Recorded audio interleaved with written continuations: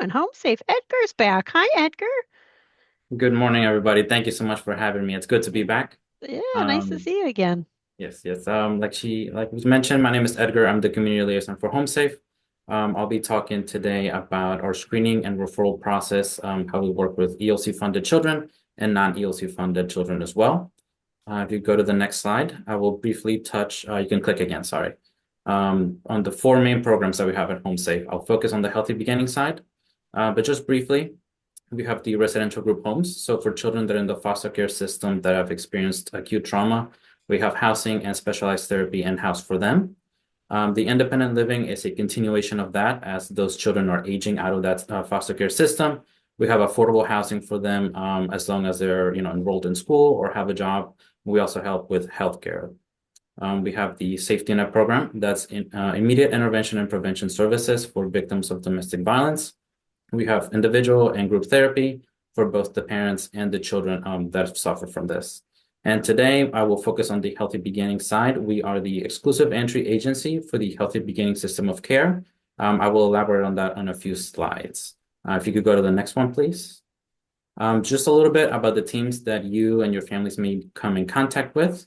We have the outreach educators. They're the ones that I work with the closest.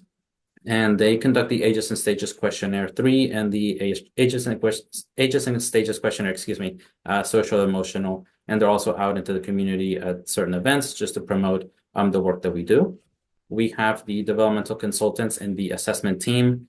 They handle what we call higher risk clients. They're specialized in child development, trauma and familial relationships, and they're the ones that make referrals to programs if it's needed. We have the navigation team, which provides families with a safe place to sleep for their children, as long as the baby is between 0 and 12 months. They provide safe sleep education, and they also help families with Medicaid and finding a local pediatrician. Lastly, we have the hospital liaisons. They come in contact with mothers who have just delivered. They're at every maternity ward in Palm Beach County. They'll conduct initial screenings to gauge the support system around the mom and can help them navigate the first initial bout of motherhood. If you could go to the next slide, please. Yes, as I mentioned, we are the entry agency to the Healthy Beginning system of care. As some of you may know, the Children's Services Council funds this web of services, essentially over 30 agencies and over 50 programs that provide different resources to families, when it comes to development of the child. And the way or the most streamlined way to be able to get access to those programs is to go through HomeSafe. I'll elaborate a little bit on how, but we essentially do the first initial screenings that are required for some of these programs. And the referral process is a little bit expedited, as opposed if you were to contact those programs directly yourself. If you could go to the next slide, please. So how do we work with the Early Learning Coalition? So in the 2 years that I've been in this position, I've worked closely with ELC, especially in the school readiness program. So in the school readiness program, parents have the ability to do the ASQs themselves, or the daycare will do it for them. If a child scores concern in any part of the ASQ 3 or the ASQ SC, HomeSafe gets a referral for that child immediately. One of my colleagues and I will make several attempts to contact the parents, tell them about the resources that we can connect them to, and hopefully get them started on a few appointments and get them started on the path to services. All of our programs for both ELC funded children and non-ELC funded children are completely free. We don't check insurance. We don't check immigration status. The only requirement is that the child is between 0 and 5 years old and that the family lives in Palm Beach County. If you go to the next slide, please. This is a visual representation. We have this roadmap. I have sent it to Gina. She can send it, and you can obviously give me a call or send me an email, and I can deliver this to you. It just shows the steps from when the parent gets the ASQ to when we make a referral, if that's what's appropriate for the family. Next slide, please. Extended learning. For the private pay children, the process is a little bit different. So as I mentioned with the ELC funded children, the ASQs are done by the daycare of the parents, and we get the referral from there. For private pay children, essentially you would submit a referral form, and we will schedule an appointment with one of the outreach educators that I mentioned earlier. they'll be the ones to conduct the ASQs with the family. They can, go to the family's house, or they can come to our offices, whichever is most convenient for the family. And then the process after that is essentially the same. Next slide, please.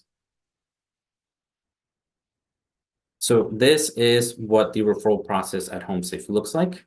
On the very left, you have the initial screenings that we conduct. The hospital liaisons will conduct the infant risk screen assessment and, kind of guide them on that path. If the family, would benefit from additional resources, then we make the referral to those programs.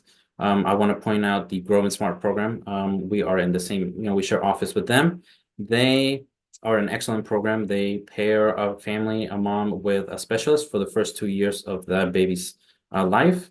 They will conduct ASQs regularly. They will do home visits regularly, provide developmental tools.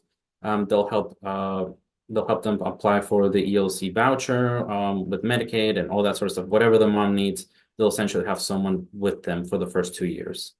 The ASQs are done, as I mentioned, by the outreach educators or by the daycares. The column in the middle, that is what the developmental consultants do. They are more specialized assessments. They can go to the client's home, or they can come to our offices. And then, they'll take a look at the requirements and criteria for different programs, and they'll be able to make the referral to that program. Just to throw out this piece of information, these are free programs. So one, we can expect a bit of a wait time. Each program wait time is a little bit different. That's something that we don't have any control over. That's something that you can obviously inquire with them. And lastly, we cannot guarantee that a family will receive programs or services. Excuse me. A lot of these programs have different criteria as to what makes a child qualify. So, we like to be upfront with families to tell them that there's going to be a wait time and you may not be able to get into those programs, but we will do whatever we can to make sure that you receive the services you need. Next slide, please. And what are the benefits of going through us to be able to enter this web of services? As I mentioned, here at HomeSafe, we'll do the first initial screenings. I've heard over the years, I've heard that parents, it's frustrating, go through a program because it's long wait times and you have to do a lot of assessments and you have to wait in between them.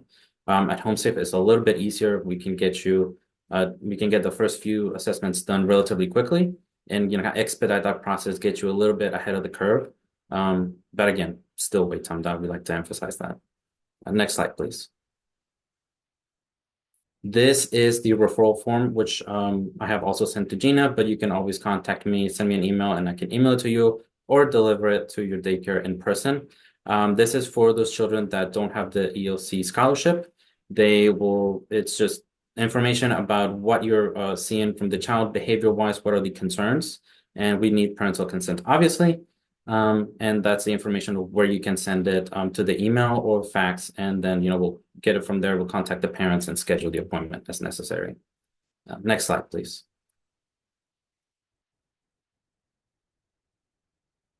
So this slide and the next one are going to be touching on why we do the work that we do. The first thing that we want to address are the effects of toxic stress. We obviously know that stress is a part of life and we will encounter it pretty much forever. But there comes a point where persistent and chronic stress becomes classified as toxic when it becomes dangerous and harmful to a child's development. And that's what we are trying to prevent by being able to intervene as early as possible. On the next slide, it touches on the importance of being able to intervene and screen children as early as possible to make sure that the toxic stress doesn't harm any of the connections that the brain is developing at an early age, being able to intervene as early as possible, making sure that they're set up for kindergarten and life beyond. Next slide, please. This is the end. This is my contact information. That's my phone number and my email.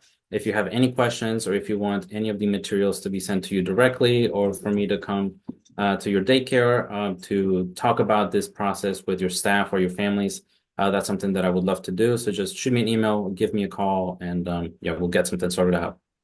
Thank you so much for having me.